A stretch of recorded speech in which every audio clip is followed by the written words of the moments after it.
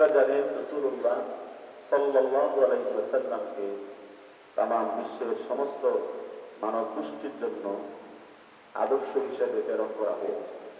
কি বলেন? এমনকি রাসূলুল্লাহ সাল্লাল্লাহু আলাইহি ওয়াসাল্লামকে তামাম পৃথিবীর সমস্ত মাখলুকাতের জন্য দয়া হিসেবে প্রেরণ করা হয়েছে। নবীজি আসমান জমিনে যত মাখলুক আছে প্রত্যেক মাখলুকের জন্য তিনি হচ্ছেন অনুগ্রহ, দয়া, করুণা। আল্লাহ সুবহানাহু ওয়া তাআলা আমাদের রাসূলকে পৃথিবীতে প্রেরণ করার পরে যখন তাকে দাওয়াতের দায়িত্ব দেওয়া হয়েছিল, রিসালাতের দায়িত্ব দেওয়া হয়েছিল, আপনারা বলেন তো রাসূলুল্লাহ সাল্লাল্লাহু আলাইহি সাল্লাম 40 বছর পর্যন্ত মক্কায় ছিলেন আল আমিন নামে খ্যাত। কি বলেন? তার চরিত্র খুব ভালো ছিল। তখন কাফের মুশরিক সকলেই জানত এবং সকলেই বলতো আমাদের নবী ছিলেন আল আমিন। কথা কোন ঠিক কিনা? কিন্তু যখনই নবীজি তার দাওয়াতের কাজ শুরু করলেন, ইসলামের বাণী প্রচার শুরু করলেন, প্রথমেই নবীজিকে মক্কার কাফেররা যে কথাগুলো দিয়ে কষ্ট দিচ্ছিল, সে কথা ছিল নবীজিকে পাগল বলেছিল। একবার নয়, দুইবার নয়, যেদিকে নবীজি বের হতেন এই বয়োজ্যেষ্ঠ যারা মুরব্বী ছিল মক্কার কাফেররা, তারা বাচ্চাদেরকে বলতো তোরা মুহাম্মদকে দেখলে দূর থেকে বলবি মুহাম্মদ পাগল আসতেছে। জবান খুলে বলেন নাউজুবিল্লাহ। রাসূলকে তারা দ্বিতীয় গালি পেশ করত নবীজির জাদুকর। আমাদের নবীজি কি জাদুকর ছিলেন? তিনি পাগল ছিলেন? যাকে সৃষ্টি না করলে পৃথিবীর কিছুই সৃষ্টি হতো না, সেই নবীকে যারা পাগল বলেছে, জাদুকর বলেছে, আপনারা আমাকে জবাব দেন তো, আমার নবীজি কোনোদিন কষ্ট পেয়ে, ব্যথা পেয়ে তার কোন প্রতিপক্ষকে পাগল বলেছে, জাদুকর বলেছে, রিয়েক্ট করেছে? যতবার বলেছে মুহাম্মদ তুমি পাগল, মুহাম্মদ তুমি জাদুকর, আমার নবী হজম করেছেন, শুনেছেন, ধৈর্য ধারণ করেছে। আমি আয়াতে কারিমা যেটা তেলাওয়াত করেছি, এটা বাস্তবতা হচ্ছে এই আমার নবীকে আল্লাহ পাক বলেছেন ইদফা বিল্লাতী হিয়া আহসান। নবী ইসলামের দাওয়াত দিবেন, মুসলমানের মানুষদেরকে মুসলমান বানাবেন, যতবার দাওয়াত দিবেন, যত মানুষকে দাওয়াত করবেন, প্রত্যেকবারই আপনাকে আঘাত করা হবে, অত্যাচার করা হবে, নির্যাতন করা হবে, জুলুম করা হবে। নবী আমি আপনাকে প্রেরণ করেছি, আপনি কোনোদিন জুলুমের বিপরীতে জুলুম করতে পারবেন? কথা বলে জুলুম করতে? নবী আমি আপনাকে পাঠিয়েছি, আপনি জুলুম সইবেন, জুলুমের বিনিময়ে আপনি ভালো আচরণ করবেন। এ কথা কার কথা? সবাই জোরে বলেন না কার কথা? আল্লাহ তাআলা বলেন ওয়ালা তাস্তাবিল হাসানাতু ওয়ালাস সাইয়্যাতু ইদফা বিল্লাতী হিয়া আহসান ফাইযাল্লাযী বাইনাকা ওয়া বাইনাহু আদাওয়াতুন কাআন্নাহু ওয়ালিয়্যুন হামীম। বলেন না সুবহানাল্লাহ। ওয়ালা তাস্তাবিল হাসানাতু ওয়ালাস সাইয়্যা, এই দুনিয়াতে কোনদিন সাল্লাল্লাহু আলাইহি ওয়াসাল্লাম ইদফা বিল্লাতী হিয়া আহসান, আপনি প্রতিহত করবেন, জবাব দিবেন মন্দ আচরণের বিপরীতে ভালো আচরণ দিয়ে। আপনাকে জুলুম করবে, অত্যাচার করবে, নির্যাতন করবে, গালি দিবে, আপনাকে তুচ্ছ তাচ্ছিল্য করবে, আপনাকে হেয় প্রতিপন্ন করবে, অপমানিত লাঞ্ছিত করবে, কোনদিন আপনার প্রতিপক্ষকে আপনি জুলুম করতে পারবেন না, অন্যায় আচরণ করতে পারবেন না, বরং আপনি প্রতিহত করবেন ভালো আচরণ দিয়া। জোরে কন্যা সুবহানাল্লাহ। আমার মুস্তাহাবী বন্ধু মুহাম্মদ সাল্লাল্লাহু আলাইহি ওয়াসাল্লাম, যদি আপনি অত্যাচার সইতে পারেন, অন্যায় আচরণ সইতে পারেন, ভালো আচরণ দিয়ে অন্যায় আচরণের মোকাবেলা করতে পারেন, ফাইদাল্লাযী বাইনাকা ওয়া বাইনাহু আদাওয়া, আপনার মাঝে আপনার শত্রুদের মাঝে যে শত্রুতা রয়েছে, আমি আল্লাহ তাআলা কুদরতি ভাবে ওই শত্রুতা তুলে দিয়া ওই শত্রুদেরকে আপনার বন্ধু বানায় দিব।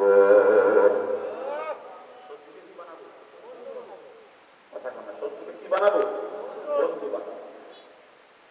আয়াতের ব্যাখ্যায় আপনাদের সামনে আল ইসাবা ফি মারিফাতিস সাহাবা ইবনে হাজার আল আসকালানির লিখিত কিতাবের মধ্য থেকে আমার নবীজির এই আয়াতের বাস্তব কেমন আমল ছিল, কেমন সিরাত ছিল, কেমন জিন্দেগি ছিল, একটু একটা টুকরা আপনাদের সামনে উপস্থাপন করছি। আমার আপনার নবীজি 8 জন বাদশার কালেমা পড়ার জন্য ব্যস্ত ছিলেন, খুব পেরেশান ছিলেন। 8 জন বাদশা, রোমের বাদশা, শামের বাদশা, ইয়ামামার বাদশা, বুসরার বাদশা, বিশ্ববিখ্যাত 8 জন প্রভাবশালী বাদশা যেন কালেমা গ্রহণ করে, এজন্য নবীজি খুব কি ছিলেন?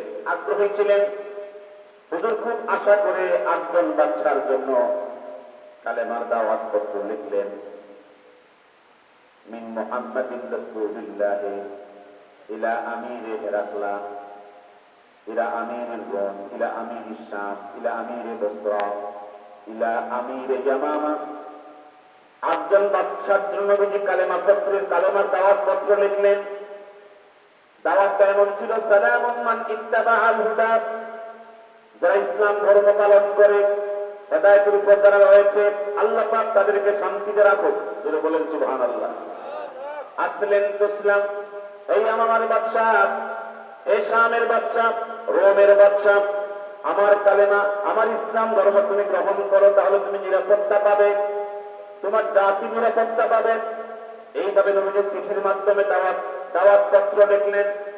3 জন সাহাবীকে বললেন, তোমরা আমার এই চিঠি সুমামা ইবনে উসাল আল হানাফি ইয়ামামার বাদশার কাছে পৌঁছায় দিবা। বলেন না আলহামদুলিল্লাহ। 3 জন সাহাবীকে নবীজি দায়িত্ব দিলেন ইয়ামামার বাদশার কাছে, খ্রিস্টান সম্রাটের কাছে আমার নবীজি কালেমার দাওয়াত পত্র পৌঁছায় দেওয়ার জন্য।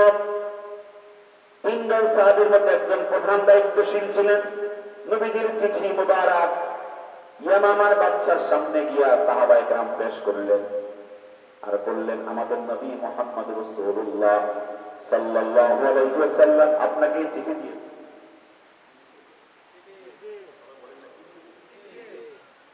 ইয়ামামার বাদশা সুমামা চিঠি খুললেন, খুলে দেখে চিঠির মধ্যে লেখা হয়েছে মুহাম্মাদুর রাসূলুল্লাহ ইলা মিন মুহাম্মাদির রাসূলুল্লাহ ইলা আমির ইয়ামামা সুমামা ইবনে উসাল আল হানাফি। হুজুর বলেছেন, আসলেন তুসলাম, তুমি ইসলাম গ্রহণ করলে তুমিও নিরাপদ হবে, তোমার জাতি নিরাপদ হবে। কোনো খারাপ কিছু বলছে? ইসলাম গ্রহণ করলে তুমি শান্তি থাকবে, তোমার জাতিও কি থাকবে? শান্তিতে থাকবে। সুমামা সহ্য করতে পারে নাই, আমার নবীর চিঠির মধ্যে থুতু নিক্ষেপ করেছে। এটা আসতে বলে নাউযুবিল্লাহ। সুমামা ইবনে উসাল আল হানাফি আমার নবীকে হত্যার হুমকি দিয়েছে।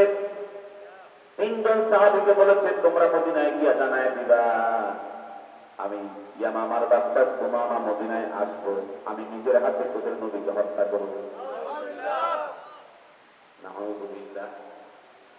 সাহাবায়ে কেরাম আক্রান্ত হৃদয় নিয়ে মদিনায় আসলেন। ইয়া রাসূলুল্লাহ, ইয়া হাবিবাল্লাহ, আমাদের সাথে গালিগালাজ করেছে, অন্য আচরণ করেছে, তুচ্ছ তাচ্ছিল্য করেছে, আপনার চিঠির সাথেও খারাপ আচরণ করেছে, চিঠির মধ্যে থুতু নিক্ষেপ করেছে, আপনাকে হত্যার জন্য হুমকি দিয়েছে। হুজুর এই বক্তব্যগুলো শোনার পরে কপালে ভাঁজ করে নেই, চেহারা ফ্যাকাশে হয় নাই। হুজুর মুস্কি মুস্কি হাসতেছিলেন, বলছিলেন, সাহাবায়ে কেরাম, এটা কোনো দুঃসংবাদ নয়, শোনো, আল্লাহ তাআলা আমাকে বলেছেন, ইদফা বিল্লাতী হিয়া আহসান, আমি যখন কোনো অত্যাচারিত হব, আমি যেন ভালো আচরণ করি আমার শত্রুর সাথে, এটা আমার আল্লাহ আমাকে আদেশ করেছেন। সুবহানাল্লাহ। সাহাবায়ে কেরাম, তোমরা তার জন্য দোয়া করো, আল্লাহ পাক যেন সুমামাকে হেদায়েত নসিব করে। এত বড় অপরাধ করছে, নবীজিকে হত্যার হুমকি দিচ্ছে, নবীজি কোনো রিয়াকশনে যায় না। আপনি আমি এরকম কেউ হত্যার হুমকি দিলে প্রথম উত্তর হবে, আমি দেখবো তার ক্ষমতা কতদূর আছে। কথা কন না কেন? আমার নবী মদিনার প্রেসিডেন্ট হুজুর বলে, সুমামার জন্য দোয়া করো, আল্লাহ পাক যেন হেদায়েত নসিব করে। তো দূরে বলতে না সুবহানাল্লাহ। সাহাবায়ে কেরাম আশ্চর্য হয়ে গেলেন, আমার নবীজি সুমামার জন্য কোনো বদদোয়া করেন নাই, খারাপ কোনো মন্তব্য করেন নাই, বরং তার জন্য হেদায়েতের দোয়া করেছেন। 3 দিন পরে সুমামা ইবনে উসাল আল হানাফি, ইয়ামামার বাদশা, খোলা তরবারি নিয়ে, নাঙ্গা তরবারি নিয়ে মদিনায় প্রবেশ করেছে। আত্মরক্ষা বাহিনী, তার প্রতিরক্ষা বাহিনী, সাথে তার সমস্ত ব্যাটালিয়ান। ওমর ইবনুল খাত্তাব বলেন, আমার নজরে পড়েছে সুমামা খোলা তরবারি নিয়ে আমার নবীকে হত্যার জন্য মদিনায় প্রবেশ করেছে। আমার বুঝার বাকি নাই যে সুমামা আমার নবীর চিঠির মধ্যে থুতু নিক্ষেপ করেছে, আমার নবীকে হত্যার হুমকি দিয়েছে। সেই সুমামা আমার নবীকে পাওয়া মাত্র কি করবে? হত্যা করে ফেলবে। আমার তখন বরদাস্ত হচ্ছিল না। আমি দৌড়ায় গিয়ে নবীজিকে বললাম, ইয়া রাসূলুল্লাহ, ইয়া হাবিবাল্লাহ, যেই বেয়াদব আপনার চিঠির মধ্যে থুতু নিক্ষেপ করেছে, আপনাকে হত্যার হুমকি দিয়েছে, ওই সুমামা খোলা তরবারি নিয়ে মদিনায় প্রবেশ করেছে। আপনি আমাকে অনুমতি দিয়েলে আমি গিয়ে তার গর্দানটা আলাদা করে দিই। গর্দানটা আলাদা করে দেই। হুজুর তখন বলতেছে, ওমর, তোমার গর্দান কি করতে হবে না, আলাদা করতে হবে। আল্লাহ শত্রুকে আল্লাহ পাকে শায়েস্তা করবে, কিছুই করতে হবে না, তোমরা দোয়া করো আল্লাহ পাক যেন তাকে হেদায়েত দান করে। আরো আজ থেকে নজরে বলেন। আচ্ছা বলেন তো, সে যতই ফোর্স নিয়ে আসছে, যদি আমার নবীজি অ্যাকশনে যেতেন, অ্যাকশনে বলতে পারতেন, সাহাবায়ে কেরাম সবাই কি হয়, অস্ত্রে শস্ত্রে সজ্জিত হয়ে তাকে মোকাবেলা করে। বলতে পারতেন কি? বললেন, শোনো ওমর, শোনো, একটু অপেক্ষা করো, আল্লাহ নিকটে দোয়া করো, আল্লাহ যেন হেদায়েত দান করে। আল্লাহু ইয়াসিমুকা মিনান নাস, আল্লাহ পাক আমাকে সকল চক্রান্তকারী চক্রান্ত থেকে হেফাজত করেছে। কথা কথা, তাকে আমার দিকে আসতে দাও, তোমরা হেদায়েতের দোয়া করো, তাকে আমার দিকে আসতে দাও। সুমামা খুব ক্ষিপ্র গতিতে আমার নবীকে হত্যার জন্য তার ফোর্স নিয়ে আসছে। হুজুরকে আল্লাহ তাআলা এমন ক্ষমতা দিয়েছে, কোন শত্রুর দিকে নজর করলেই তার সমস্ত শক্তি খর্ব হয়ে যাবে। এটা আসতে বললেন। নবীজি বলেছেন, নুসিরাতু বিররুবি মাসিরাতা শাহরিন। নবীজি ইরশাদ করেছেন, কোন কাফির মুশরিক যদি আমার ক্ষতি করার জন্য, আমাকে কষ্ট দেওয়ার জন্য কোন প্ল্যান পরিকল্পনা করে 1 মাসের দূরত্বে অবস্থান করা অবস্থায় আমার নামটা তার স্মরণে আসলেই তার কলিজা থরথর করে কাঁপতে শুরু করে। এই পাওয়ার কে দিছে? আমার নবীকে। সবাই জোরে বলেন, কে দিছে? সুমামা অনেক ক্ষিপ্র গতিতে আমার নবীর কাছে গেছে। যখন কাছাকাছি গেছে, আমার নবীর দিকে সে যখন নজর করছে, আর আমার নবী যখন তার চেহারার দিকে নজর করছে, এই নজরে এমন একটা পাওয়ার কাজ করেছে, তার যত হিম্মত ছিল, যত সাহস ছিল, সব শেষ হয়ে গেছে। থরথর করে হাত কাঁপতেছে, তরবারি জমিনে পড়ে গেছে। সুবহানাল্লাহ, থেকে সে থরথর করে জমিনে পড়ে গেছে। তো যারা ফোর্সের দায়িত্বশীল ছিল, ওদের একজন তার চাচা ছিল, আপন চাচা। চাচা বলছে, সুমামা, তুই এত সাহস নিয়া, এত হিম্মত নিয়া, এত শক্তি নিয়া মুহাম্মদকে হত্যার জন্য আসলি, তো তোর বাড়ি কোথায়, তুই নিজে কোথায়? কথা বল, ওরা থেকে পড়ে গেলি, তোর হাত থেকে তোর বাড়ি পড়ে গেল, কারণটা কি? তখন ইয়ামামার বাদশা বলে, মুহাম্মদ আমাকে জাদু করেছে। এত আসতে বললেন, জোরে বলেন নাউজুবিল্লাহ। হুজুর কি জাদু করছে? যার যেরকম এলেন বুঝ, অত বড় যতটুকুই। আমার নবীজির এমন একটা চেহারার মধ্যে এমন একটা পাওয়ার ছিল, কোন কাফির মুশরিক আমার নবীর সামনে আসবে, চেহারা মোবারক দেখেই ইসলাম গ্রহণ করেছে। কথা বলেন ঠিক কিনা?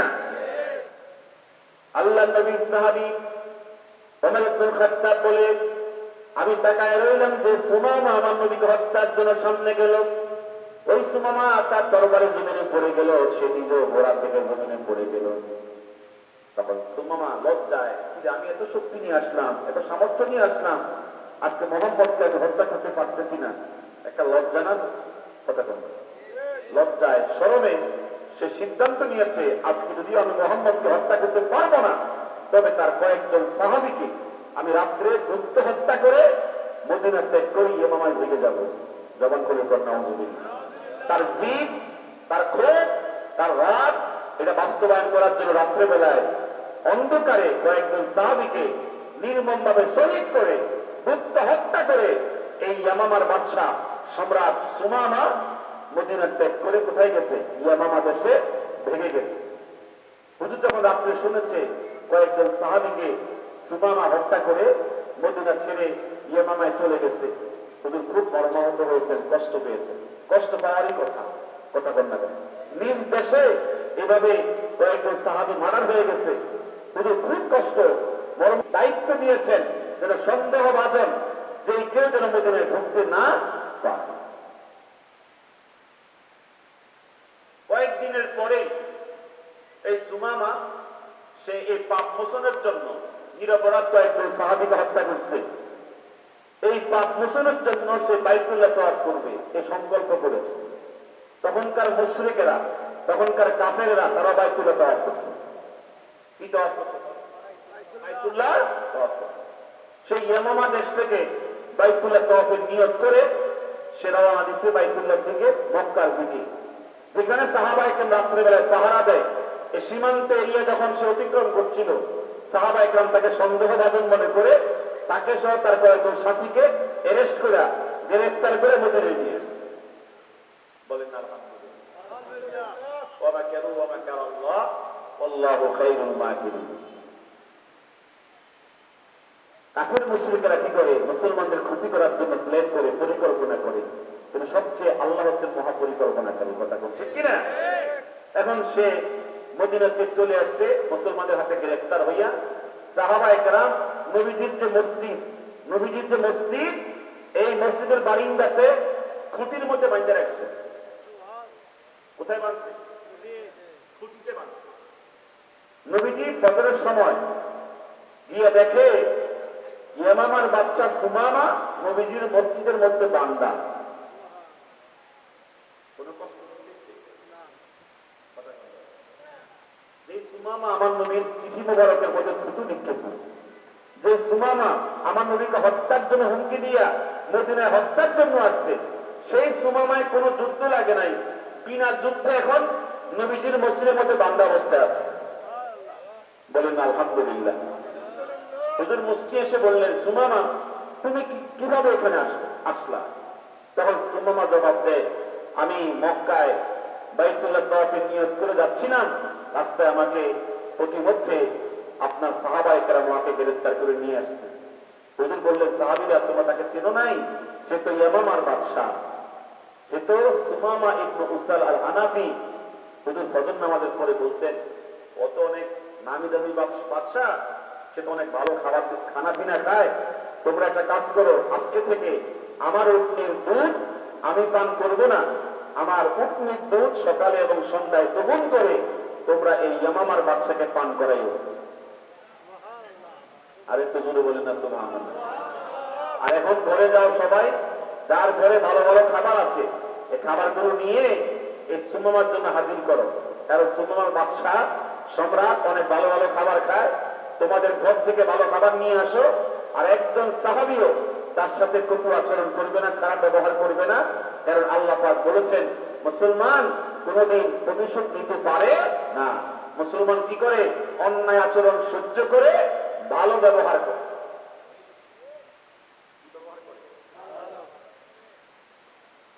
সবচেয়ে আশ্চর্যের বিষয় হল ফজরের পর থেকে জোহর পর্যন্ত সাহাবায়ে কেরাম ভালো ভালো খাবার নিয়ে সুমামার সামনে হাজির হয়েছে। নবীজির উটনির দুধ দহন করে সাহাবায়ে কেরাম সুমামার জন্য হাজির করেছে। একজন সাহাবী কোনো খারাপ আচরণ করলো না, কোন রকম কটু শব্দ উচ্চারণ করলো না। মাত্র 5-6 ঘন্টার আচরণ দেখে সুমামার দিলের মধ্যে একটা পরিবর্তন সৃষ্টি হয়েছে। সুমামা তখন বলে, আশ্চর্যের বিষয়, যদি আমি আমার দেশের কয়েকজন আমার নাগরিক মুহাম্মদ সাল্লাল্লাহু আলাইহি সাল্লাম হত্যা করত, যদি এই অবস্থায় আমি মুহাম্মদকে পাইতাম, মুহাম্মদকে আমি তো সরাসরি কি করতাম, টাইপ করে ফেলতাম, কিন্তু আমি তার অতর্কিতভাবে এতগুলো সাহাবীকে হত্যা করেছি এবং মুহাম্মদের চিঠির মধ্যে থুতু নিক্ষেপ করেছি, তাকে হত্যার জন্য মদিনায় আগমন করেছি। একটা অপরাধ করার পরেও মুহাম্মদ আমার উন্নত খাবারের চিন্তা করে, আমার উন্নত পানীয়ের চিন্তা করে, আমার সঙ্গে কোনো খারাপ আচরণ যেন না করা হয়, তার জন্য তার সাথীদেরকে আদেশ করে, বলেন না সুবহানাল্লাহ। তখন শুনো বলে, আল্লাহে মা মিন ওয়াজহিন আবগাদু ইলাইয়া মিন ওয়াজহি মুহাম্মদ, আল্লাহর কসম করে বলি আমার অন্তরে মুহাম্মদের চেহারা থেকে এত নিকৃষ্ট কোন চেহারা দুনিয়ার কোন চেহারা ছিল না। কিন্তু মাত্র এই কয়েক ঘন্টার ব্যবধানে, এই মাত্র অল্প কিছুক্ষণের ব্যবধানে মুহাম্মদের আচরণ এবং তার সাহাবায়ে কেরামদের আচরণ আমার হৃদয়ের মধ্যে এমন পরিবর্তন এনে দিয়েছে। ওয়াল্লাহি আলিয়াউম মা মিন ওয়াজহিন আহাব্বু ইলাইয়া মিন ওয়াজহি মুহাম্মদ, আল্লাহর কসম করে বলি, আল্লাহর কসম করে বলি মুহাম্মদের আচরণ আর তার সাহাবায়ে কেরামদের আচরণ আমার দিলের মধ্যে এমন পরিবর্তন সৃষ্টি করেছে। আল্লাহর কসম, আজকে থেকে আমার মুহাম্মদের চেহারায় আমার দিনের সবচেয়ে প্রিয় হয়ে গেছে। এই সুমামা আবার বলেন, ওয়াল্লাহি মা মিন মাদিনাতিন আবগাদু ইলাইয়া মিন মাদিনাতি মুহাম্মদ, আমি জানতাম মুহাম্মদের মদিনা সন্ত্রাসের মদিনা, আমি জানতাম মুহাম্মদের মদিনা জঙ্গিবাদের মদিনা, কিন্তু মাত্র অল্প কয়েক ঘন্টার ব্যবধানে মুহাম্মদের মদিনার মানুষদের আচরণ, মুহাম্মদের মদিনার মানুষদের ব্যবহার আমার দিলে এমন প্রতিক্রিয়া সৃষ্টি হয়েছে।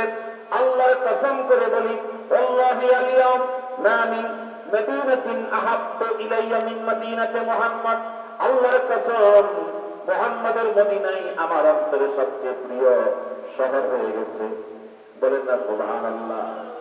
এই সুমামা আরো জবাব দেন, ওয়াল্লাহি মা মিন দীনিন আবগাদু ইলাইয়া মিন দীনি মুহাম্মদ, আমি জানতাম মুহাম্মদের ধর্ম সবচেয়ে নিকৃষ্ট ধর্ম, কিন্তু মুহাম্মদের ধর্মের আযান, ইকামত, নামাজ, কাতার, জামাত, রুকু, সিজদা, তেলাওয়াত এগুলো দেখে আমার দেবদেবী পূজা, আমার মূর্তি পূজা একসাথে আর মুহাম্মদের ধর্মের ইবাদত বন্দেগীর সাথে কত আসমান জমিন পার্থক্য।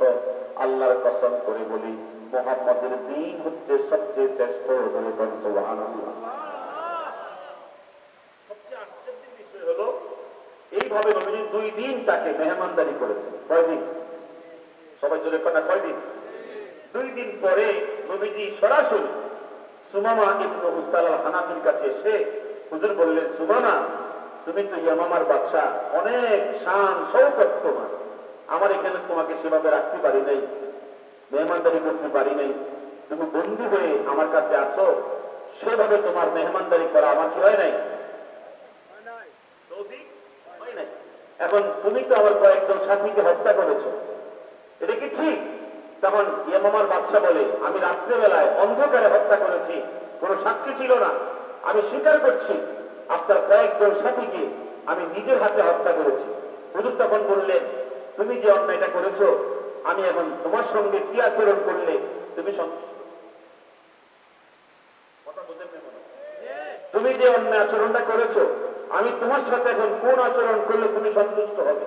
তখন সুমামা ইয়ামামার বাদশা বলেন, আপনি আমাকে এখন বন্দী করেছেন, আপনি আমাকে কিসাসের মাধ্যমে হত্যার বদলে আমাকে হত্যা করতে পারেন, এই ক্ষমতা আপনার আছে, অথবা আপনি যতজন সাহাবীকে আমি হত্যা করেছি এদের বিপরীতে যত টাকা আপনি মুক্তিপণ চাইবেন আমি ওই টাকা পরিশোধ করে দেব আমার মুক্তিপণের বিপরীতে, অথবা আমি জানি আপনি সবচেয়ে বড় উদার, সবচেয়ে বেশি মায়ার নবী, আপনি আমাকে বেকসুর ক্ষমাও করতে পারেন।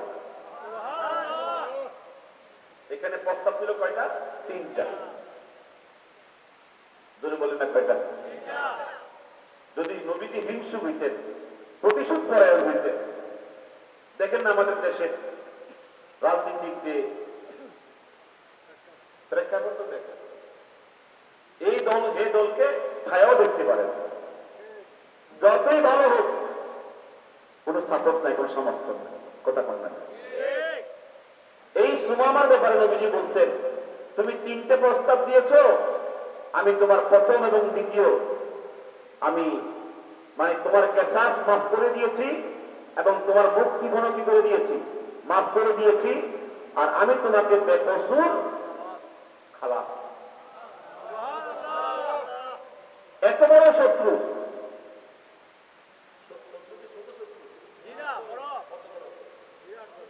নবীজির অন্তরে কি পরিমাণ উদারতা ছিল। আর আমরা উম্মতে মুহাম্মদী একটা গালি দিলে রিটার্ন 5টা গালি দিতে পারলে মনটা কি হয় না? একটা গালি খাইলে রিটার্ন 5টা 10টা না দিতে পারলে কি হয় না? মনটা শান্ত হয় না। আর আমার নবী এত বড় শত্রুকে মাফ করে দেওয়ার জন্য সিদ্ধান্ত নিয়েছে। ওমর, সুমামার বাদন ছুটাইয়া দাও, আর বাদন কি করো? ছুটাইয়া দাও, আমি তাকে মুক্ত করে দেব। ওমর বলে, হুজুর এত বড় শত্রুকে আপনার স্মৃতির মধ্যে থুতু নিক্ষেপ করেছে, আপনাকে হত্যার জন্য সে মদিনাতে আসছে, আপনাকে মাইরাই ফেলবে। এরপরে এতজন সাহাবীকে হত্যা করেছে, শহীদ করেছে। হুজুর বললেন, সুমামা তুমি কি আয়াত পড়ো নাই? ইদফা বিল্লাতী হিয়া আহসান। আল্লাহ পাক মুসলমানদেরকে বলছে, তোমরা মন্দ আচরণের বিপরীতে কি আচরণ করো? সবাই একটু জবানটা খুলে কর না। মন্দ আচরণের বিপরীতে ভালো আচরণ করো, নাকি মন্দের বিপরীতে মন্দ আচরণ করো? ইসলাম কি সমর্থন করে? হে ওমর, বাদন ছুটাইয়া দাও। যখন বাদন ছুটে গেছে, এই সুমামার চোখ থেকে টক টক করে চোখের পানি পড়ছে। আচ্ছা বলেন তো, সে এত বড় অন্যায় করলো, এত বড় অপরাধ করলো, তাকে নবীজি ছেড়ে তাকে মুক্ত করে দিচ্ছে। এখন তো তার আনন্দের সময়, কথা বলছে আনন্দের সময় না, সে হাসার কথা ছিল, এখন সে কাঁদতেছে, চোখ থেকে টক টক করে চোখের পানি পড়ছে। ওমর বলে, সুমামা আমার নবী তোকে এত উদারতা দেখাইলো, তোকে ছেড়ে দিতেছে, মুক্ত করে দিচ্ছে, তুই কাঁদতেছিস কেন? তোর চোখে পানি কেন? তখন সুমামা জবাব দেয়, হে ওমর, তোদের ব্যবহারে আমার হৃদয় বলে গেছে, আমি তোদের মদিনা ছেড়ে আমি আর বাঁচবো না, আমি আমার বাদশাহীগিরি আর করবো না, আমি তোদের সাথে থাকতে চাই, আমাকে ছেড়ে নিস না, আমি তোদের মদিনায় থাকতে চাই। আরো জবান খুলে বলেন সুবহানাল্লাহ। ওমর, আমি জানি তোদের ইসলাম গ্রহণ করতে হলে পবিত্রতা অর্জন করতে হয়, কোথায় গোসল করার ব্যবস্থা আছে? তখন উমর দেখায় দিল, ওই যে বাকি নামক জায়গায় ঝর্ণাতে গোসল করে চলে আসো। সুমামা সেখানে শোনো, তুমি গোটা দুনিয়া বিজয় করার জন্য যোগ করে তোমাকে আল্লাহ দিয়েছে। আমার মতো ইয়ামামার বাচ্চাকে তুমি খেয়ে ফেলেছো, তোমার ওর ব্যবহার দিয়া গোটা দুনিয়া তুমি কি করবা? তসে বেড়াবা। ইয়া মুহাম্মদ ওয়াল্লাহি মা মিন ওয়াজহিক আবগাদু ইলাইয়া মিন ওয়াজহিকা। হে মুহাম্মদ, তোমার চেহারা থেকে এত নিকৃষ্ট চেহারা আমার দিলে কোন চেহারাই ছিল না, আল্লাহর কসম। আর তোমার এই কয়েকদিনের আচরণে আমার দিলে এমন একটা অবস্থা তৈরি হয়েছে, ওয়াল্লাহি আল ইয়াউম মা মিন ওয়াজহিন আহাব্বু ইলাইয়া মিন ওয়াজহিকা ইয়া রাসূলুল্লাহ। তোমার চেহারাই আমার অন্তরে সবচেয়ে প্রিয় হয়ে গেছে। এরপরে এই ইয়ামামার বাদশা বলছে, ওয়াল্লাহি মা মিন মাদিনাতিন আবগাদু ইলাইয়া মিন মাদিনাতিকা ইয়া মুহাম্মদ। হে মুহাম্মদ, তোমার মদিনা থেকে এত নিকৃষ্ট মদিনা আমার অন্তরে কোনো মদিনাই ছিল না। আর আজকে 2 দিন তোমার মদিনায় থেকে আমার যে অন্তরে পরিবর্তন হয়েছে, আল্লাহর কসম, তোমার মদিনা থেকে এত উন্নত মদিনা পৃথিবীর কোন শহরই আমার অন্তরের মধ্যে নাই। তখন আমার বাচ্চা বলে, আশহাদু আল্লা ইলাহা ইল্লাল্লাহ ওয়া আশহাদু আন্না মুহাম্মাদান আবদুহু ওয়া রাসূলুহু। বলেন না সুবহানাল্লাহ। বলেন, এতগুলো বাদশা কালেমা গ্রহণ করলো আমার নবীর আদর্শ দেখে, আমার নবীর চরিত্র দেখে, সিরাত দেখে। কথা বলেন ঠিক কিনা? নবীজি বললেন, সুমামা তুমি তো ইয়ামামার বাদশা ছিলা, তোমাকে আমি বাদশাই ওই ইয়ামামা দেশে পাঠায় দেওয়ার জন্য সিদ্ধান্ত নিয়েছি। আর ইয়ামামার বাদশা বলে, হুজুর বাদশাহী করে আমার লাভ নাই, আমি আপনার পাশে গোলামি করতে চাই।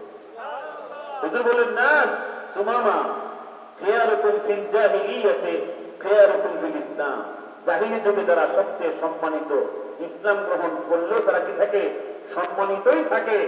যা তুমি তোমার ইয়ামামার মসনদে দাঁড়ায়া, তোমার সিংহাসনে দাঁড়ায়া বলবে লা ইলাহা ইল্লাল্লাহ। এই কালেমা পড়লে হাজার হাজার লোক তোমার উপর ইসলাম গ্রহণ করবে। কথা বলেন ঠিক কিনা? তোমার ইসলাম গ্রহণ দেখে সবাই কালেমা গ্রহণ করবে। যাই হোক, সর্বশেষ, লম্বা কথা বলতে পারতেছি না, সময় কম। 3 মাস পরে সুমামা যখন ইসলামের ইতিহাস জানলেন, বদরের যুদ্ধে মক্কার কাফেরেরা আমার নবীকে কষ্ট দিছে। সবাই কথা বলেন, দিছে কিনা? উহুদের যুদ্ধে দিছে কিনা? খন্দকের যুদ্ধে দিছে কিনা?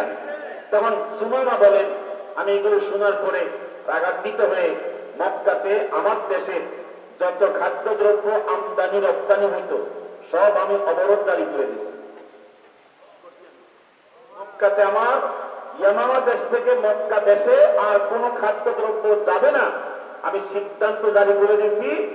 এর কারণে মক্কায় 2 মাস পর্যন্ত আমার দেশ থেকে, ইয়ামামা দেশ থেকে মক্কাতে কোনো খাদ্যদ্রব্য কি হয় না? আমদানি রপ্তানি হয় না। ইতিহাস আল ইসাবা গ্রন্থের মধ্যে এসেছে, এই 2 মাসে এমন অভাব লাগছে, মক্কার ঘরে ঘরে চুলাতে আগুন জ্বলে না। ওই যে মুসলিম শাসক, নাম কি? সুমামা। বলেন নাম কি? ইতিহাস শুনেন, সুমামা ইয়ামামার বাদশা যখন মুসলমান হয়ে গেছে, এখন আর কি হয় না? খাদ্যদ্রব্য মক্কাতে ঢুকে না। এখন মক্কার ঘরে ঘরে কি? অভাব আর অভাব। এমন অভাব লাগছে, যদি এরকম অভাব চলতে থাকে 6 মাস পরে মক্কার মানুষরা না খাইয়ে মরতে হবে। এখন নেতার নাম হচ্ছে আবু সুফিয়ান। নেতার নাম কি? সবাই জোরে বলতে হবে, কি নাম?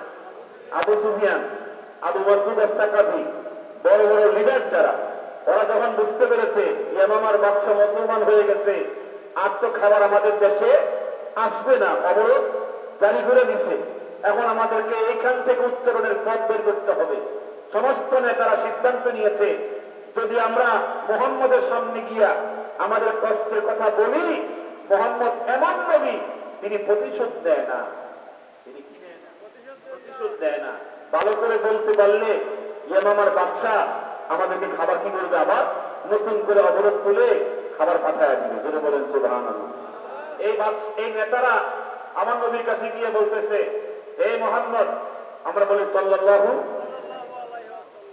তোমার সাথে আমাদের যুদ্ধ হয়েছে, মক্কাতে 70 জন নেতা তুমি কি করছো? কতল করে ফেলছো। এরপরে উহুদে খন্দকে সব নেতা কতল করে ফেলছো। এখন বড় বড় কোন নেতা মক্কাতে আমাদের মধ্যে আর বেঁচে নাই। তোমার অনেক আত্মীয় স্বজন এখনো মক্কাতে আছে। তোমার বাদশা, তোমার মুসলমান বাদশা ইয়ামামার বাদশা সুমামা 2 মাস পর্যন্ত খাবার দাবার অবরোধ করার কারণে মক্কার ঘরে ঘরে অভাব লেগে গেছে। এখন ঘরে চুলে আগুন জ্বলে না। তুমি কি তাকে নির্দেশ করেছো মক্কাতে খাবার বন্ধ করার জন্য? হুজুর তখন বলে, মানুষকে কষ্ট দেওয়ার কথা, একটা প্রাণীকে কষ্ট দেওয়ার কোন সুযোগ ইসলামের মধ্যে নাই। প্রাণীর সাথে খারাপ আচরণ করার কোন সুযোগ আছে? তখন নবীজি বলছেন, আবু সুফিয়ান, আমার মুসলিম শাসক আমার সুমামাকে আমি আদেশ করি নাই, বরং সে নিজের থেকে এই সিদ্ধান্ত নিয়েছে। এটা আমি জানতাম না। শোনো, আমি আজকেই অর্ডার দিয়ে দেবো যেন সুমামা কি করে, তোমাদেরকে পেছনের 2 মাসের খাবার দাবার সহ যেন তোমাদেরকে খাবার দাবার কি করে দেয়, অবরোধ উঠায় দিয়ে খাবার পৌঁছায় দেয়। যেরকম সুবহানাল্লাহ। আশ্চর্যের বিষয় হলো, যখন সুমামা 2 মাসের খাবার সহ আরো 2 মাসের অগ্রিম খাবার সহ যখন মক্কায় খাবার পাঠায় দিছে, মক্কার ঘরে ঘরে যত মহিলা, যত বেকার পুরুষ, যত যুবক যুবতী, ঘরে খাবার দাবারের অভাব যে কত কঠিন, কত ভয়াবহ বিষয়। প্রত্যেক ফ্যামিলি খাবার নেওয়ার জন্য মাঠে আসছে, এসে জিজ্ঞেস করে, আবু সুফিয়ান, তোমরা মদিনায় গিয়া মুহাম্মদের কাছে কি বলছো? তখন আবু সুফিয়ান বলে, মদিনায় গিয়ে বলছি, মুহাম্মদ তুমি তো প্রতিশোধ নাও না, তোমার মক্কাতে অনেক আত্মীয় স্বজন এখনো আছে, আর আমরা তো সবাই শেষ, তুমি কি ইয়ামামার বাচ্চাকে অবরোধ করতে বলেছো? তখন মোহাম্মদ বলেছে, আমার ইসলাম ধর্মে অবরোধের সিস্টেম নাই, বরং আমি বলে দিব যেন পেছনের 2 মাস, সামনের 2 মাস অগ্রিম খাবার জন্য মক্কায় কি করে দেয়, পাঠাইয়া দেয়। এই জন্য বিশাল খাদ্যস্তূপ আমাদের মক্কায় প্রবেশ করেছে। বিশ্বাস করে ঘরে ঘরে অনেক নারী, অনেক বেকার যুবক, অনেক পুরুষ মহিলা ওরা সিদ্ধান্ত নিয়েছে আর বলেছে, আবু সুফিয়ান তোদের চরিত্র থেকেও 1000 গুণে বেশি ভালো চরিত্র মুহাম্মদের। ঘরে ঘরে তারা ইসলামের সৌন্দর্য এমন ভাবে অন্তরে গেঁথে গেছে, ওরা সিদ্ধান্ত নিয়েছে কোনদিন সুযোগ পেলে তারা মুহাম্মদের হাতে ইসলাম গ্রহণ করে ফেলবে। এই কারণে মাত্র 7 মাস পরে মক্কা বিজয় হয়েছে। 8ম হিজরিতে হুজুর যখন মক্কা বিজয়ের জন্য মক্কায় প্রবেশ করেছেন, হাজার হাজার শত শত মানুষের প্রাণ নাশ হয় নাই, রক্ত বহিত হয় নাই, মাত্র কয়েকজনের রক্তের বিনিময়ে গোটা মক্কা বিজয় হয়েছে।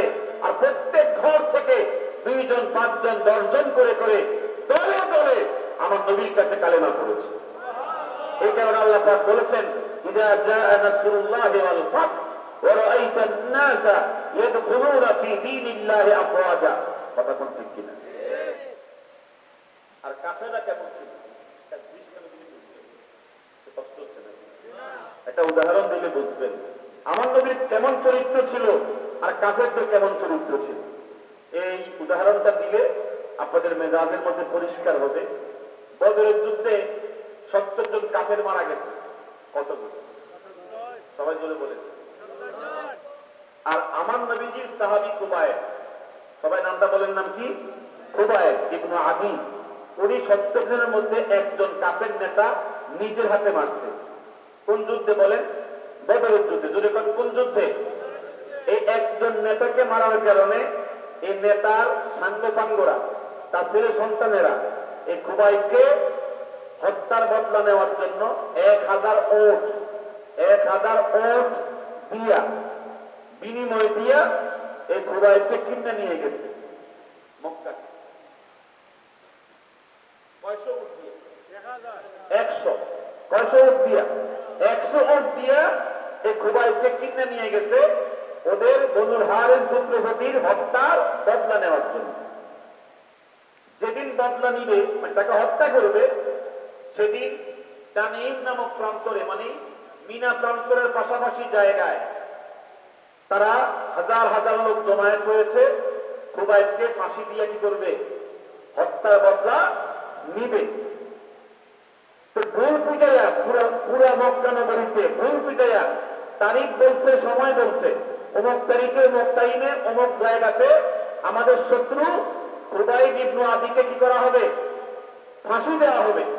পুরো মক্কার নগরীর পুরুষ মহিলা, মানে বয়স্ক কম বয়স্ক সবাই উপস্থিত হয়েছে। তো কাফের একজনের নাম হচ্ছে সাঈদ ইবনে আমির আল জুমাহি। সাঈদ ইবনে আমির আল জুমাহি বলেন, এই হত্যার দৃশ্য দেখার জন্য আমি তখন মুশরিক, 22 বছরের বয়স, আমি খুব তাগড়া যুবক, আমি এই খুবাইবের হত্যা দেখার জন্য এই তামিম প্রান্তরে এসেছি। আমি দেখছি আবু সুফিয়ান 12 জন যুবককে সাথে নিয়ে এই খুবাইবকে হেসরাইয়া এই ফাঁসির মঞ্চে উপস্থিত করতেছে। যে দিক দিয়া খুবাইবকে হেসরাইয়া আনতেছে, ওই দিক দিয়া বালুকণার মধ্যে খুবাইবের রক্তে ওই এলাকা কি হয়ে গেছে? লাল হয়ে গেছে। তার গায়ে কোনো কাপড় ছিল না, মাত্র লজ্জাস্থান ঢেকে আছে, এতটুকু কাপড় আছে। গোটা শরীরে চাবুকের আঘাতে আঘাতে ক্ষত বিক্ষত করে ফেলেছে। আমি দেখছি খুবাইব যখন ফাঁসির মঞ্চে তাকে রাখা হয়েছে, খুবাইবের রক্তে চতুর্পাশে রক্ত কি হয়ে গেছে? লাল হয়ে গেছে। তো সাঈদ বলেন, আমি যদিও কট্টর কাফের মুশরিক, কিন্তু আমার মায়া হচ্ছে যে একটু ইসলাম ধর্ম গ্রহণ করার কারণে তার উপরে এত অত্যাচার, এত নির্যাতন। আমার কিছুক্ষণ পরে দেখছি খুবাইবের 2 চক্ষু বন্ধ আর ঠোঁট নড়তেছে।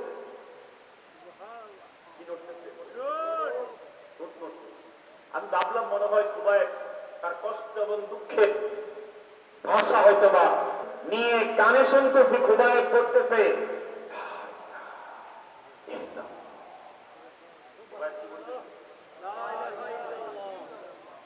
আমি ভাবলাম মনে হয় খুবাইব তার কষ্টের ব্যথা উচ্চারণ করতেছে উফ অথবা আ, কিন্তু না, খুবাইব লা ইলাহা ইল্লাল্লাহ পড়তেছে। কিছুক্ষণ পরে দেখি খুবাইবের চোখ খুলেছে, চোখ খুলে বলছে, আবু সুফিয়ান, তোমরা আমাকে এখানে ফাঁসি দেওয়ার জন্য হাজির করেছো, এটা আমার জানা আছে। আমার শেষ একটা আশা তোমরা কি পূরণ করতে দিবা? তখন আবু সুফিয়ান বলছে, তোমার শেষ আশা কি? তখন খুবাইব বলছে, আমার জীবনের শেষ আশা হলো আমি যেন 2 রাকাত নামাজ পড়তে পারি। আবু সুফিয়ান বলছে, তোমার কোনো কি খানার কোনো চাহিদা নাই? তখন আবু সুফিয়ানকে জবাব দেয়, না, আমি 2 রাকাত নামাজ পড়তে পারলেই, আমার মালিকের সামনে আমি হাজিরা দিয়ে দুনিয়া থেকে যেতে পারলেই আমার অন্তর তৃপ্তি লাভ করে। আবু সুফিয়ান তাকে বলল, তোমাকে সুযোগ দেওয়া হবে, 2 রাকাত নামাজ পড়ার সুযোগ দেওয়া হবে।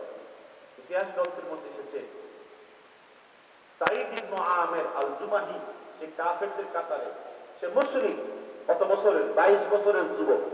সে বলতেছে, আমি তাকায় আছি, খুবাইব গায়ের থেকে রক্ত ঝরে যাওয়ার কারণে এত দুর্বল হয়েছে, সে দাঁড়াইয়া যে নামাজ পড়বে সে শক্তি তার গায়ে নাই। আমি তাকায় আছি, খুবাইব একবার দাঁড়াইতে যায়, আবার পড়ে যায়, আবার দাঁড়াইতে যায়, আবার পড়ে যায়।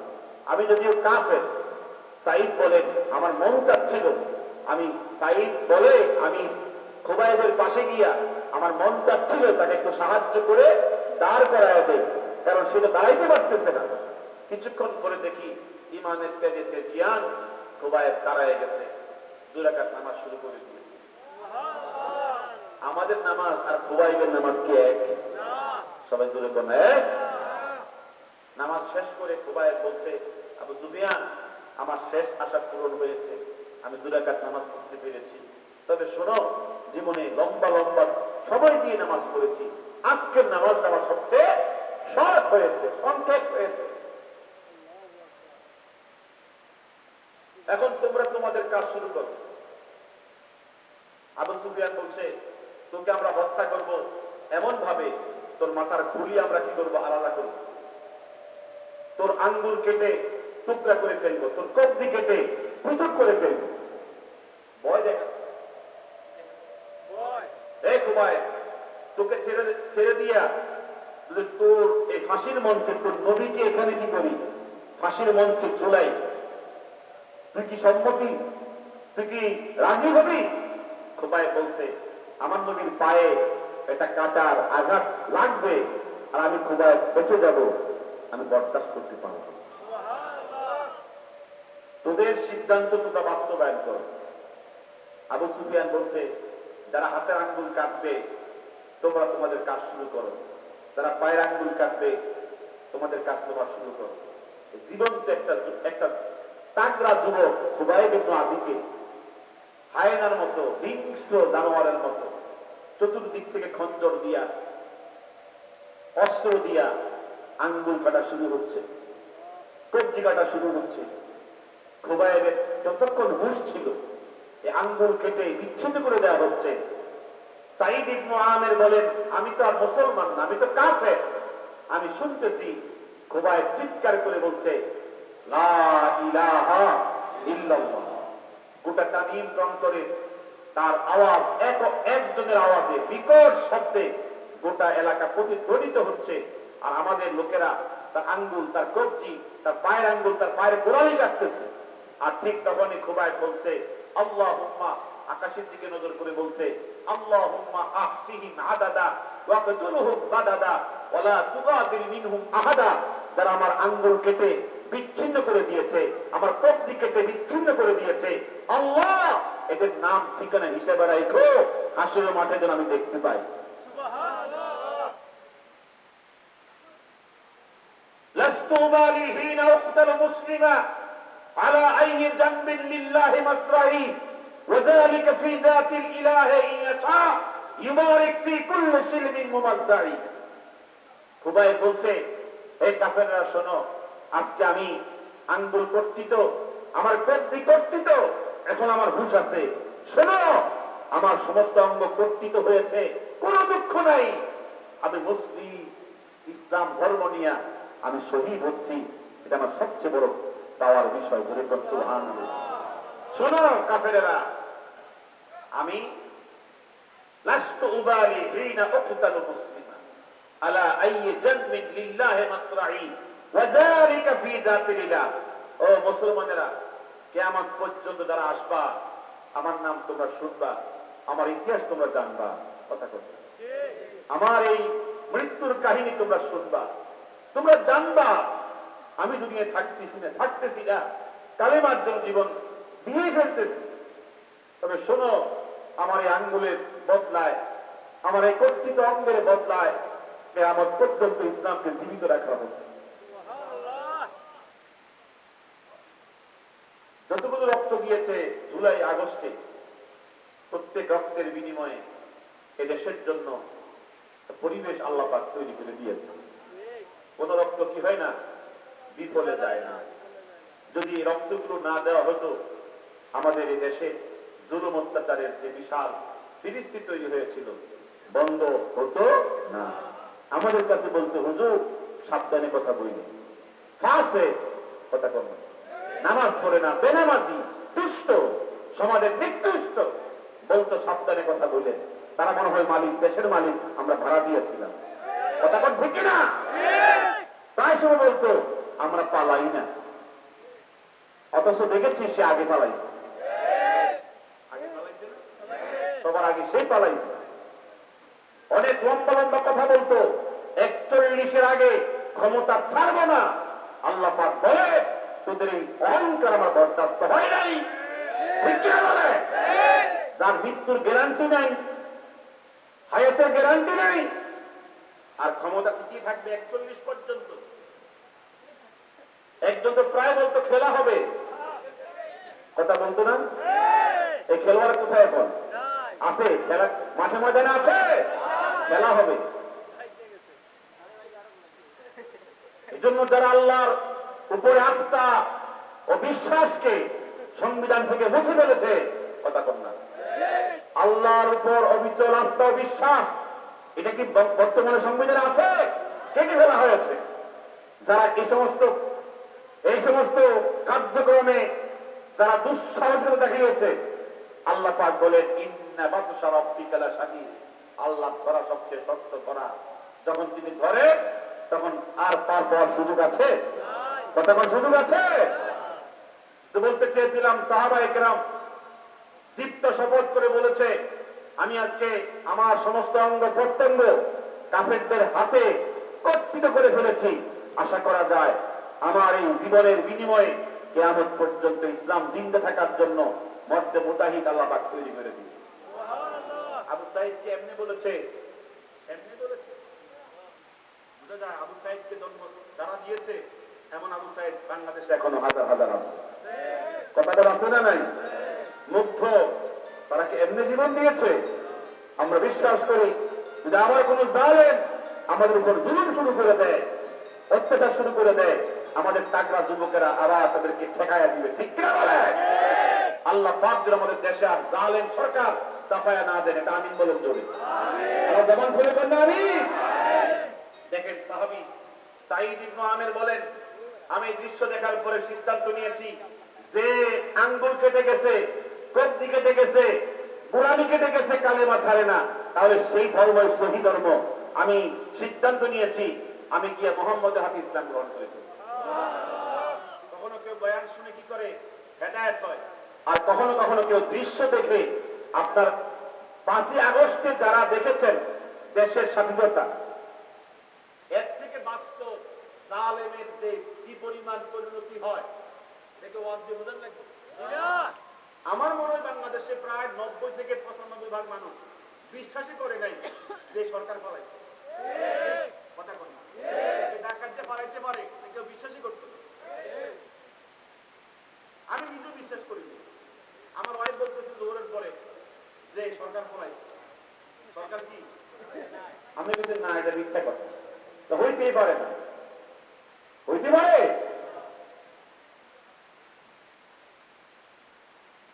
আল্লাহ যেন আমাদের দেশে আর জুলুম অত্যাচারের এই পরিবেশ আর না দেখায়। তবে বাংলাদেশের মানুষ তো হয়তোবা ইতিহাস ভুলে যাবে, আবার হয়তো জুলুমের শিকার হবে। একমাত্র জুলুম থেকে বাংলাদেশকে হেফাজত করতে পারে ইসলাম ধর্ম, মুসলমানের যে সংবিধান কোরআন, একমাত্র রাসূলের সুন্নাহ ভিত্তিতে ইসলাম যখন বাংলাদেশে প্রতিষ্ঠিত হবে, কোরআনের আইন যখন বাস্তবায়ন হবে, প্রত্যেক তখন নিরাপদ থাকবে, সারা দেশে তখন শান্তির বন্যা বয়ে যাবে। যতদিন মানুষের রচিত মতবাদ দিয়ে দেশ চলবে, সমাজ চলবে, ততদিন কোনোদিন শোষণ দূর হবে না, ঘৃণা দূর হবে না, সুদ দূর হবে না, অন্যায় অনাচার এগুলো দূর হবে না। আমাদের ভাগ্যের পরিবর্তন আমরাই করতে হবে। 16 কোটি মুসলমান জাগ্রত হলে পরে যে আমরা 53 বছর দেখেছি কত মানুষকে আমরা ক্ষমতায় বসিয়েছি, না আমাদের ভাগ্যের কোনো পরিবর্তন দেখি নাই। একবার দেখি আমরা কোরআনের বাস্তবায়ন, কোরআনের আইন বাস্তবায়ন দেখে বাংলাদেশের ভাগ্য পরিবর্তন হয় কিনা। বাংলাদেশের 16 কোটি মুসলমান সিদ্ধান্ত নেয়, আমাদের মনে হয় কপাল খুলবে। হাত তুলে কোন ঠিক না? আল্লাহ পাক আমাদেরকে বুঝার তৌফিক দান করে। সবাই একটু আমিন বলেন। সাঈদ ইবনে আমের ইসলাম গ্রহণ করলেন। ইসলাম গ্রহণের পরে ওমর ইবনে খাত্তাব যখন খলিফাতুল মুসলিমিন, নবীজির দ্বিতীয় খলিফা, বলছে সাঈদ আমি তোমাকে মন্ত্রী বানাবো। কি বানাবো বলেন? সবাই জোরে কোন কি বানাবো? মন্ত্রী বানাবো।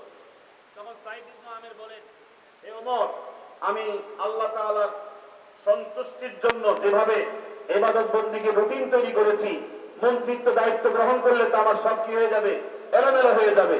তখন ওমর বলেছে আমি খলিফা হয়েছি আর তুমি মন্ত্রিত্ব গ্রহণ করতে চাও না। তিনি কি করেছেন? হিমসের গভর্নরের দায়িত্ব গ্রহণ করেছেন। কোন জায়গার বলেন তো দেখি? হিমসের গভর্নরের দায়িত্ব গ্রহণ করেছে।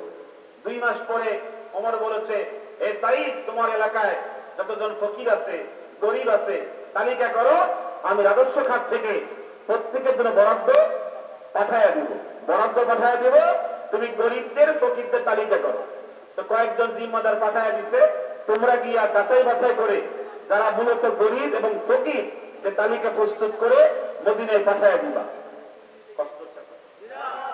এই জিম্মাদাররা যাচাই বাছাই করে যত গরিব যত ফকির এই হিমস নগরীতে বসবাস করে, ওরা কি করে যাচাই বাছাই করে তালিকা প্রস্তুত করেছে।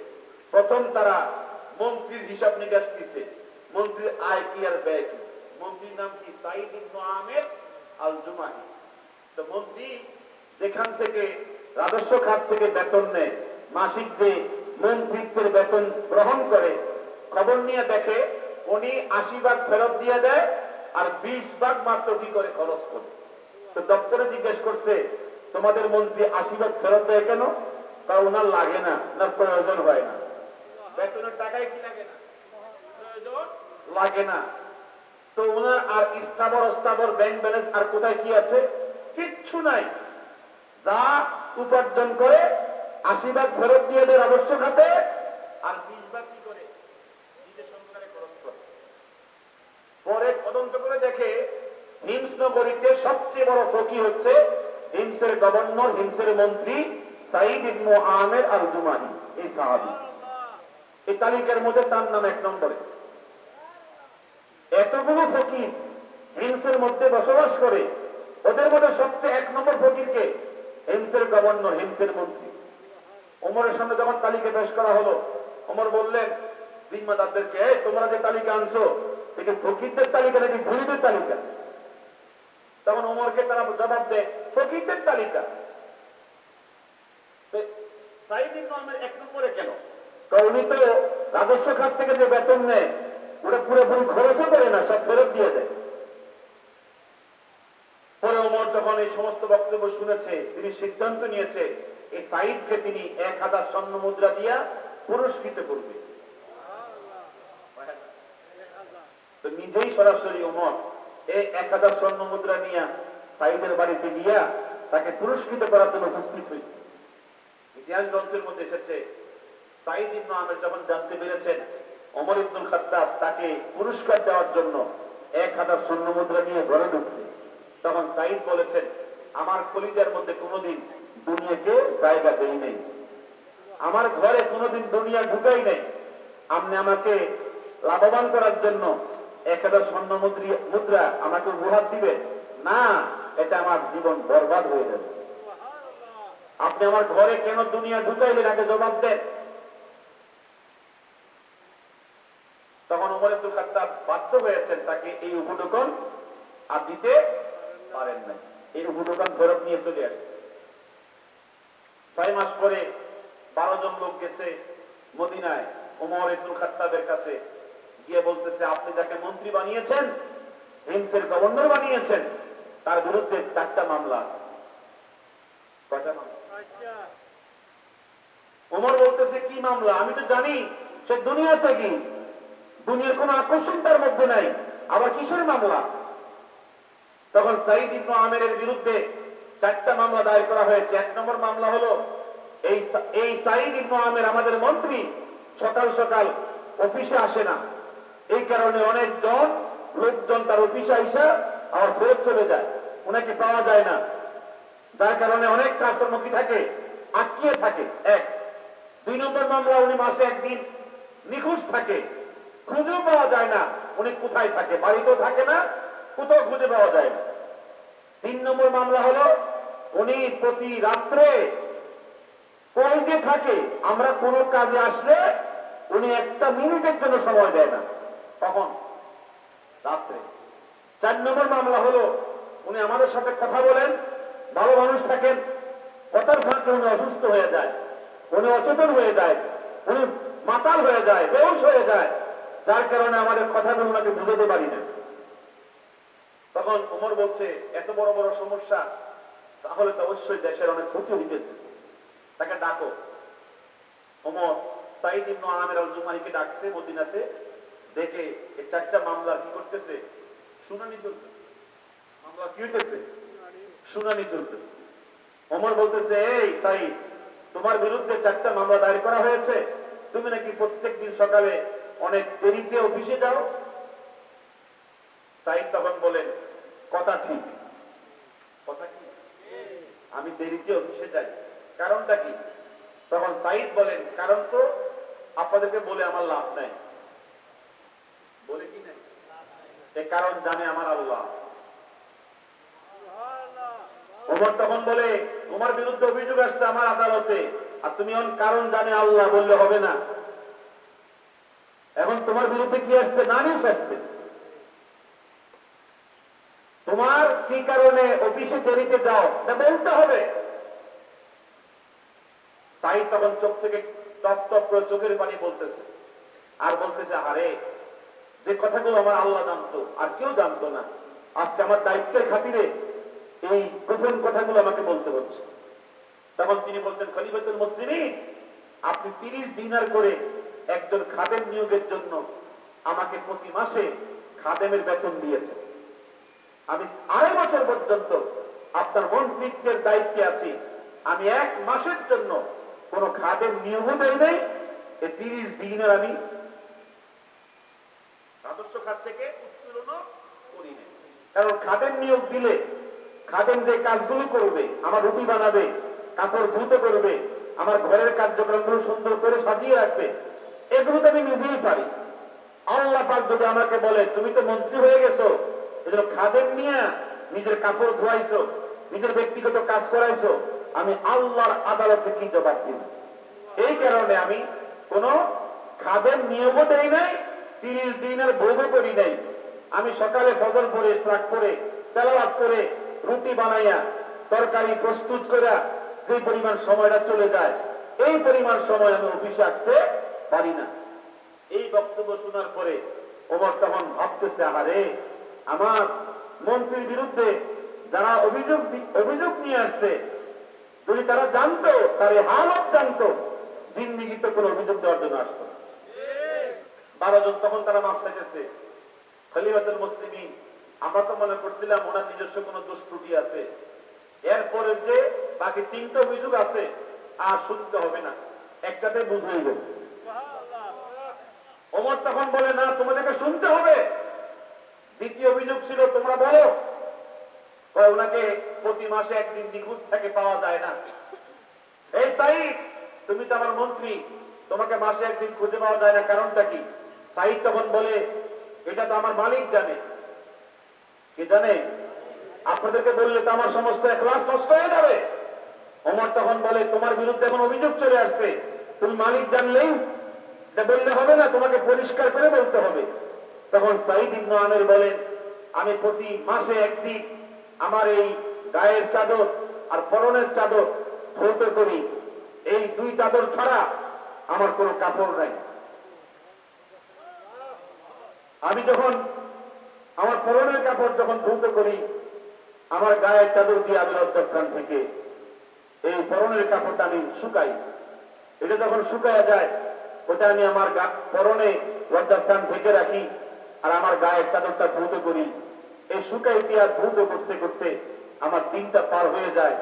আমি কাপড় পরিধান করে অফিস আসার সময় পাই। উপস্থিত ওমরের চোখ থেকে পানি পড়তেছে।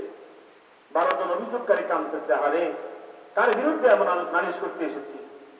যে এই মন্ত্রী মাত্র দুই পিস কাপড় দিয়া তার জিন্দেগি পরিচালনা করে মাসে একদিন ধৌত করার কারণে অফিসে আসতে পারে না। এরপরে ওমর ইবনুল খাত্তাব বলেছে, এই সাইদ, তোমার বিরুদ্ধে 3য় মামলা শোনো। তখন মামলাকারীরা বলতেছে, 3য় মামলা তো আপনাকে বলেছি, উনি প্রতিদিন রাত্রে বেলায় খুঁজে পাওয়া যায় না, আমরা গেলে কোনো কাজ তোমার থেকে উদ্ধার করতে পারি না। হুজুর তখন ওমর বলতেছে, এ সাইদ, প্রত্যেক রাত্রে তোমাকে পায় না, তুমি কি করো রাত্রে বেলায়?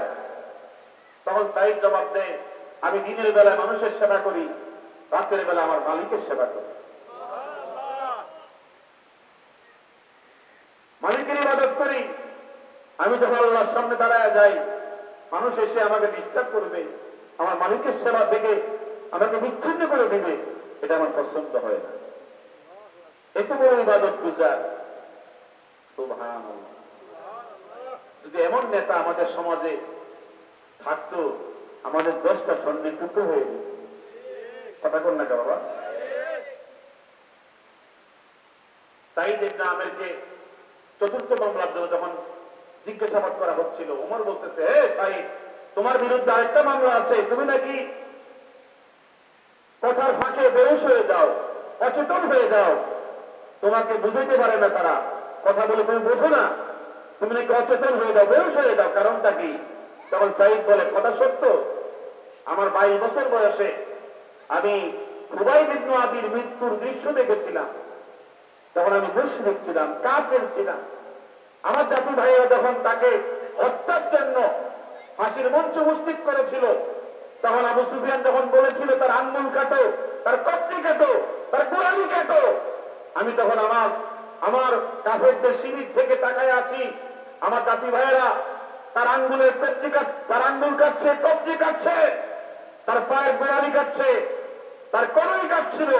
তখন খুবাইব চিৎকার করে বলছিল, আল্লাহুম্মা আসিহিম আদাদা ওয়াকতুলহুম বাদাদা ওয়ালা তুগাদির মিনহুম আহাদা লাস্তু উবালি হিনা উকতালু মুসলিমা আলা আইয়ি জামবিন লিল্লাহি মাসরাহি ওয়া যালিকা ফি যাতিল ইলাহি ইন ইয়াশা ইউবারিক ফি কুল্লি শিলবিন মুমাজ্জাই। এই কথাগুলো আমার হৃদয়ে যখন আসে, আমি তখন নিজেকে নিয়ন্ত্রণ রাখতে পারি না, আমি অচেতন হয়ে যাই, আমি পাগল হয়ে যাই। মুসলমানরা কালিমার জন্য কি করতে পারে? ওমর ইবনুল খাত্তাব তখন বলেছে, তোমরা অভিযোগ দেওয়ার জন্য আসছো, তার বিরুদ্ধে নালিশ দেওয়ার জন্য আসছো, তোমাদের মন্ত্রী যে জবাব দিয়েছে তোমরা কি সন্তুষ্ট হয়েছো? সবাই তখন বলেছে, আমাদের এ মন্ত্রী দরকার, যে মন্ত্রী রাতের বেলায় আল্লাহকে বলে না, যে মন্ত্রী সারা মাসে এক পোশাক গায়ে দিয়া মন্ত্রীত্বের দায়িত্ব পালন করে। কত নেতা দেখেছি আপনার নেতৃত্ব পাওয়ার পরে গাড়ির মডেল পরিবর্তন হয়ে যায়, অস্ট্রেলিয়া গিয়ে বাড়ি করে, কানাডায় গিয়ে বাড়ি করে। কথা বলে ঠিক কিনা? জনগণের সম্পদ লুটপাট করে দাড়ি কামাইয়া, চুল কামাইয়া 36,000 কোটি টাকা মাইনা দিয়া দরবেশ পালাইয়া যায়। কথা বলে ঠিক কিনা? এই সমস্ত চোর বাটপাট দিয়ে দেশ উন্নত হয় না। দেশ উন্নত হবে আল্লাহওয়ালা, পরহেজগার, মুত্তাকি, ভালো মানুষকে সংসদে নিয়ে বসাইতে পারলে। কথা বলেন ঠিক না ঠিক? এই জন্য যে দল করেন না কেন, প্রত্যেক দলের থেকে স্লোগান উঠা দরকার, ভালো মানুষের মাধ্যমে দেশ চলতে হবে, চোর বাটপাট দিয়ে দেশ চলা যাবে না। ঠিক কিনা বলেন? আশ্চর্য হবেন, বাংলাদেশে একজন নেতা বলেছিল, এতগুলো কম্বল বিতরণ করলাম, আমার কম্বলটা চুরি হয়ে গেল। সারা পৃথিবীতে দেশ স্বাধীনতার পরে তাদের রাষ্ট্রনায়ক পেয়েছে কি স্বর্ণের খনি, আর আমি পেয়েছি রৌপ্যের খনি। কিসের খনি? রৌপ্যের খনি পেয়েছি বাংলাদেশ। কথা বল না, রৌপ্যের খনি, সব চোরের খনি। নিজের কম্বলটাও চুরি করে ফেলছে। কথা বল না, চোর কি এখন কমছে না বাড়ছে? তো জোরে বলেন না, কমছে না বাড়ছে? এখন তো রাঘব বল, এক এক চোর 30,000 কোটি, 25,000 কোটি, 40,000 কোটি মেরে দেয়। আল্লাহ যে আমাদের দেশকে চোর মুক্ত করেন, শোষণ মুক্ত করেন, জুলুম মুক্ত করেন। সবাই আমিন বলেন জোরে। আল্লাহ পাক বলেন, ولا تستوي الحسنة ولا السيئة ادفع بالتي هي أحسن فإذا الذي بينك وبينه عداوة كأنه ولي حميم। বলেন সুবহানাল্লাহ। আল্লাহ তাআলা আমার নবীকে বলেছেন, হে আমার নবী দোস্ত হাবিব বন্ধু মুহাম্মদ সাল্লাল্লাহু আলাইহি ওয়াসাল্লাম, আপনি ঘোষণা করে দেন, ওয়ালা তাস্তাবিল হাসানাতু ওয়ালা সাইয়্যাত, কোনদিন দুনিয়াতে ভালো মন্দ সমান হবে না। আমি আমার দোস্ত হাবিব বন্ধু মুহাম্মদ সাল্লাল্লাহু আলাইহি ওয়াসাল্লামকে বলে দিলাম, আপনি ইদফা বিল্লাতি হিয়া আহসান, আপনি অত্যাচারিত হবেন দিন প্রচার করতে গিয়ে, ইসলাম প্রচার করতে গিয়ে আপনি মজলুম হবেন, অত্যাচারিত হবেন, কষ্ট স্বীকার করবেন, আপনি প্রত্যেকটা কষ্টের বিনিময়ে ভালো আচরণ দিয়ে প্রতিবাদ করবেন। তাহলে আপনার মাঝে, আপনার শত্রুর মাঝে যে শত্রুতা তৈরি হবে, আল্লাহ পাক কুদরতি ভাবে সে শত্রুতা দূর করে বন্ধুত্ব স্থাপন করে নেবেন। জোরে বলেন না সুবহানাল্লাহ। আল্লাহ তাআলা যেন আমাদের সকলকে এই আয়াতের উপরে আমল করে, নিজেকে কষ্ট সহ্য করে, জুলুম অত্যাচারকে নিজের মধ্যে সয়ে আমাদের ভালো আচরণ করার যোগ্যতা, সেই উসওয়া, সেই আদর্শ যেন আমরা গ্রহণ করতে পারি। সবাই জবান করে বলেন আমিন। আর একটু মহব্বতে বলেন আমিন। বাবাজিরা, এর বাস্তব একটা দৃষ্টান্ত। আমি 21 বছর বাংলাদেশে একটা মিল্লাতের উপরে কথা বলেছি। আমি 21 বছর পর যখন এই সিদ্ধান্ত নিলাম যে আমি আমার সিদ্ধান্ত যে বাকি সময়গুলো আমি হাক্কানীদের পথে খেদমত করব। বিশ্বাস করেন, আমার উপরে সারা দেশ থেকে শুরু হয়ে গেল নির্যাতন, অথচ আমি কারো কোনো ক্ষতি করিনি। আমি আমার নিজের পরকাল, নিজের আখিরাত, নিজের শেষ ঠিকানা সুন্দর করার নিয়তেই আমি কি করেছি, সিদ্ধান্ত নিয়েছি। আমি যতবারই বলেছি যে হাজের নাজের নবীজির শানে আকীদা, এটা হলো সুন্নাত ওয়াল জামাতের আকীদা না। যতবারই বলেছি, অতবার আমাকে ওয়াহাবি তকমা লাগিয়েছে। আমি যখনই বলেছি নবীজি জাতি নূরের তৈরি না, নবীজি আলেমুল গায়েব না, যতবারই বলেছে আমাকে বলেছে আমি ওয়াহাবি। আচ্ছা বলেন তো, শিরকি আকীদাকে পোষণ করে সুন্নি হওয়া যায়?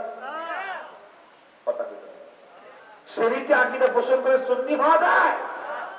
সুন্নি হতে হলে বাংলাদেশে কিছু শিরকি আকীদা পোষণ করতে হবে, না হলে সুন্নি হওয়া যাবে না। আলিমুল গায়েব একমাত্র আল্লাহ। এই সিফাত আল্লাহ ছাড়া কাউকে মানলে ডাইরেক্ট সে মুশরিক, কোনো আপোষ নাই। ঠিক করে না, ঠিক করে লাভ নাই, ডাইরেক্ট মুশরিক। আলিমুল গায়েব একমাত্র আল্লাহ, এটার বাহিরে কাউকে মানলে ডাইরেক্ট মুশরিক। এরা বলে এটা মানলে রাসূলের শান বাড়ে।